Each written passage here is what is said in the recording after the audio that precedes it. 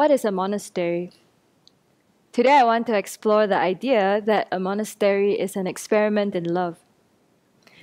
In Buddhism, we say that love is the wish for all sentient beings to have happiness and its causes. And when we ordain as Buddhist monastics, we commit to loving ourselves. We turn away from the low-grade, transient happiness of cyclic existence, and we dedicate our lives to creating the causes for the highest happiness of nirvana and full awakening. This is very difficult to do alone.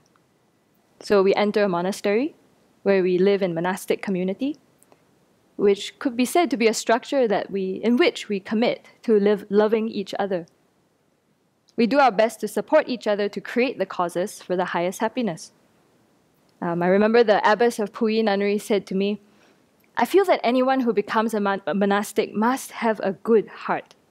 My job is to protect that good heart of those who wish to live as monastics." And that's the job not only of the abbess or the abbot, but of all of us, I think, who live in a monastery, to see our own good heart, to see each other's good heart, and to nurture and protect that. And by loving ourselves and each other, I think we commit to extending our love into the world. Here at Sravasti Abbey, we do our best to love whoever shows up at our door, including them in our lives, and also whatever creature shows up on the land, seen and unseen. Every day we make an offering to pretas. And we commit to loving all of existence for as long as it takes, until we become more than love itself. We become Buddha, because I think Buddha is more than love, right? Buddha is compassion, wisdom, all good qualities we can imagine developed to their fullest potential. And this is what we're capable of achieving, not just alone, but together. And of course, there's a but. And that's why I use the word experiment. An experiment in love, because I think every day we also fail. Yeah, we try so hard to love and we fail. I think each day we have moments where we fail to love ourselves, where we are so hypnotized by our old beliefs, like, if only I were different, if only I were not so stupid, so wrong, so broken, if only I had that quality, that object, that person, that place, that experience, then I would be happy. I must have it for myself. And I think it takes a lot of awareness and courage for us to recognize and question thoughts like that, because they just seem so real. And so we remind ourselves and practice again and again how to love. This is where I am now. This is my current state of body, mind, and experience. This is what I can rejoice in. This is what I regret. These are the effects of causes I have created in the past.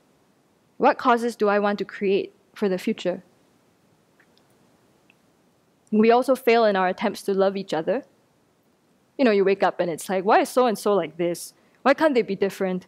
Why do they keep doing things that way? What is the point of even talking to them? I will avoid them as far as possible. Every day we learn the limits of our love. But I think with every failed experiment, we gain wisdom. We all know the many cliches around failure being the mother of success. But, you know, cliches are true. So we keep failing, we keep learning, and we grow.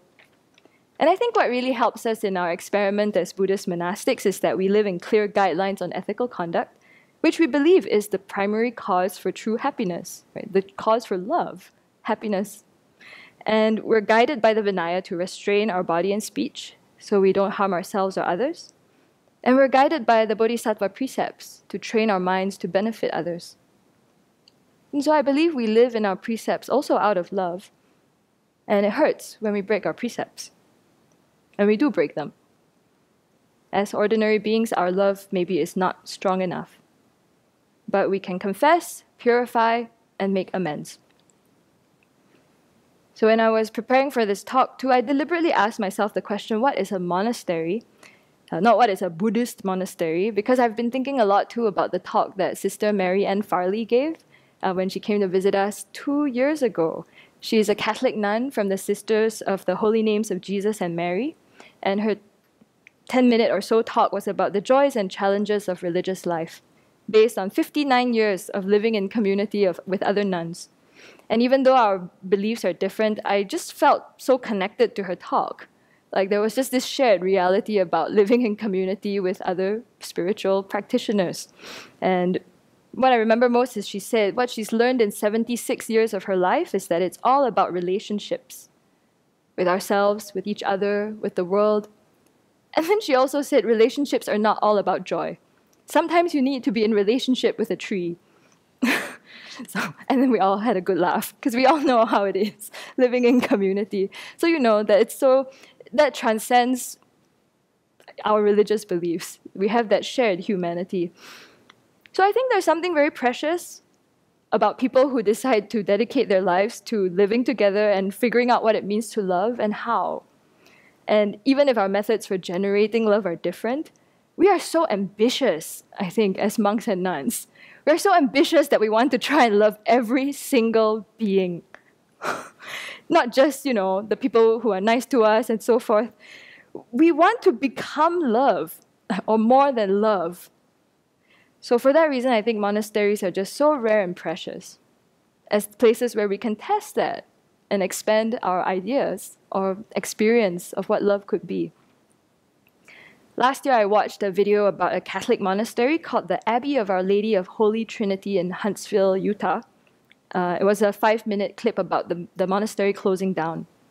And it was one of many monasteries that had sprung up after the Second World War.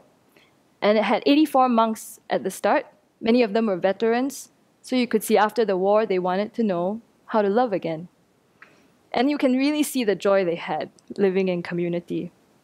But by 2017, there were only 6 monks left. For 30 years, no one had gone to live there. And now the monks were so elderly, they needed assisted living. So eventually they voted to close the monastery. And I mean, I'm not Catholic, but I just cried my eyes out watching this video. I think part of me was wondering, did the experiment in love fail? So I'll leave you with what one of the monks said, which I'm paraphrasing here for my own Buddhist mind and a Buddhist audience. He said, "It comes down to this.